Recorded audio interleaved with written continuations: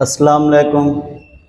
मैं श्याम लबरार और आप देख रहे हैं मेरा YouTube channel creative biology.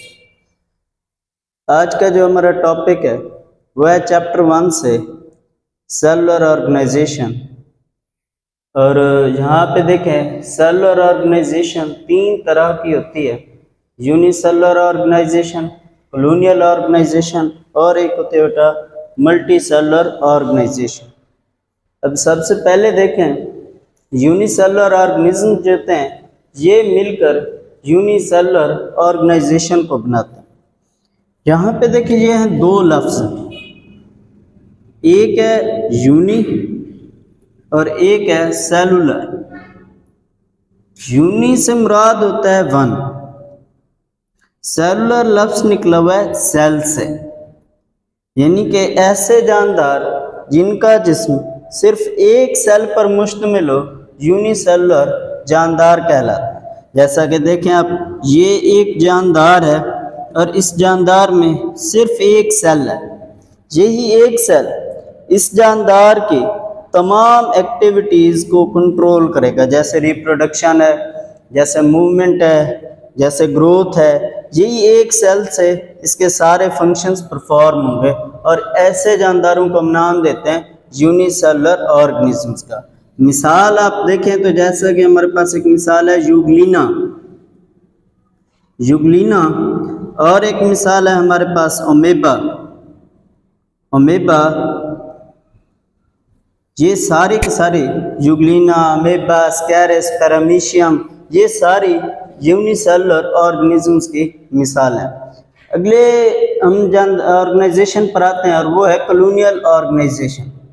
Colonial organisms मिलकर कॉलोनियल ऑर्गेनाइजेशन बनाते हैं। ये ऐसे जानदार होते हैं जो कॉलोनी की सूरत में पाए जाते हैं। बहुत सारे जानदार मिलकर एक कॉलोनी बनाते हैं और उसको हम कहते हैं कॉलोनियल ऑर्गेनाइजेशन। मिसाल देखें, वॉलवॉक्स है। वॉलवॉक्स असल में एक ग्रीन अलगा है, सब्ज एल्गी है और ये हमेशा पानी में पाया जाता है। पानी में पाया जाने वाला ग्रीन अलगा वॉलवॉक्स कॉलोनियल ऑर्गेनाइजेशन को शो करता है। जैसा कि देखें, ये एक कॉलोनी है, इसमें ये सारे के सारे जानदार आपस में मिलकर कॉलोनी बनाते हैं। इसमें कॉलोनियल ऑर्गेनाइजेशन में हर जानदार अपनी ज़िंदगी खुद गुजारता है, इंडिपेंडेंट होता है, आज़ाद होता है।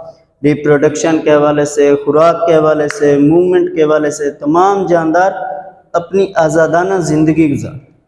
थर्ड टाइप है हमारे पास सेलुलर ऑर्गेनाइजेशन की और वो है मल्टी सेलुलर ऑर्गेनाइजेशन, जिन्हें बेटा हम कहते हैं multi cellular organisms. Multi cellular organisms मिलकर मल्टी सेलुलर ऑर्गेनाइजेशन बनाते हैं। और यहाँ पे देखें मल्टी से मुराद होता है टू और मोर देन 2, 2 या 2 से ज़्यादा सेल्स। ऐसे जानदार जिनके जिस्म में 2 या 2 से ज़्यादा सेल्स मौजूद हों हम उन्हें मल्टी सेलुलर ऑर्गेनिजम्स कहते हैं। या आप ऐसे भी तारीफ़ कर सकते हैं, ऐसे जानदार जिनके जिस्म में सेल्स मौजूद हों, टिश्यूज़ मौजूद हों, टिश्यूज़ के साथ साथ आर्गन्स मौजूद हों और आर्गन सिस्टम्स मौजूद। ऐसे जानदारों को हम नाम देते हैं मल्टी सेलुलर ऑर्गेनिजम्स का। और मल्टी सेलुलर ऑर्गेनिजम्स में तमाम पौधे आ जाते हैं और तमाम जानवर आ जाते हैं। हम यहाँ पे एक मिसाल लेंगे पौधे की और एक मिसाल लेंगे हम एनिमल्स की। पौधे में हम मिसाल लेते हैं मस्टर्ड प्लांट की, सरसों के पौधे की। सरसों का पौधा सर्दियों में काश्त होता है और इसके 2 अहम तरीन फ़वाइद भी हैं। एक तो हम इस मस्टर्ड प्लांट को वेजिटेबल के तौर पर इस्तेमाल करते हैं, सब्जियों के तौर पर इस्तेमाल करते हैं। दूसरा, इसका जो बीज होता है वहाँ से हम तेल भी हासिल करते हैं। तेल और वेजिटेबल्स के तौर पर इस्तेमाल होने वाला ये पौधा, इसके 2 हिस्से होते हैं। एक हिस्से को हम नाम देते हैं रिप्रोडक्टिव पार्ट और कुछ हिस्सों को हम नाम देते हैं वेजिटेटिव पार्ट्स। वेजिटेटिव पार्ट्स ऐसे हिस्से होते हैं जो सेक्सुअल रिप्रोडक्शन में हिस्सा नहीं लेते, सेक्सुअल रिप्रोडक्शन के बगैर या सेक्सुअल रिप्रोडक्शन में हिस्सा ना लेने वाले ऑर्गन्स। जैसा कि देखें ये एक पौधा है, इस पौधे में ये जड़ें हैं इसकी, ये ब्रांच है, ये लीफ है, ये स्टेम है और ये इसके ऊपर बेटा एक छोटा सा फूल है। अब जड़, स्टेम, ब्रांच और लीफ ये सेक्सुअल रिप्रोडक्शन में हिस्सा नहीं लेते, तो जो ये हिस्से कहलाएंगे वेजिटेटिव ऑर्गन्स या वेजिटेटिव पार्ट्स।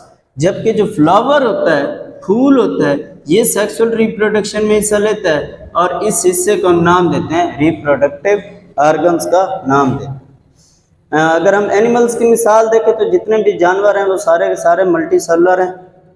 क्यों? उनका जिस्म 2 या 2 से ज़्यादा सेल्स पर मुश्तमिल होता है। और उसमें हम मिसाल देख लेते हैं फ्रॉग की। फ्रॉग जिसका साइंटिफिक नेम है रोना टिग्रीना, जबकि मस्टर्ड प्लांट का साइंटिफिक नेम है ब्रासिका कैम्पेस्ट्रस। फ्रॉग के अंदर मुख्तलिफ तरह के सेल्स पाए जाते हैं, मुख्तलिफ तरह के टिश्यूज़ पाए जाते हैं, मुख्तलिफ तरह के ऑर्गन्स हैं और ऑर्गन सिस्टम भी पाया जाता है। ये हमारा आज का टॉपिक सेलुलर ऑर्गेनाइजेशन। इंशाल्लाह एक नई वीडियो के साथ दोबारा मिलते हैं। अल्लाह।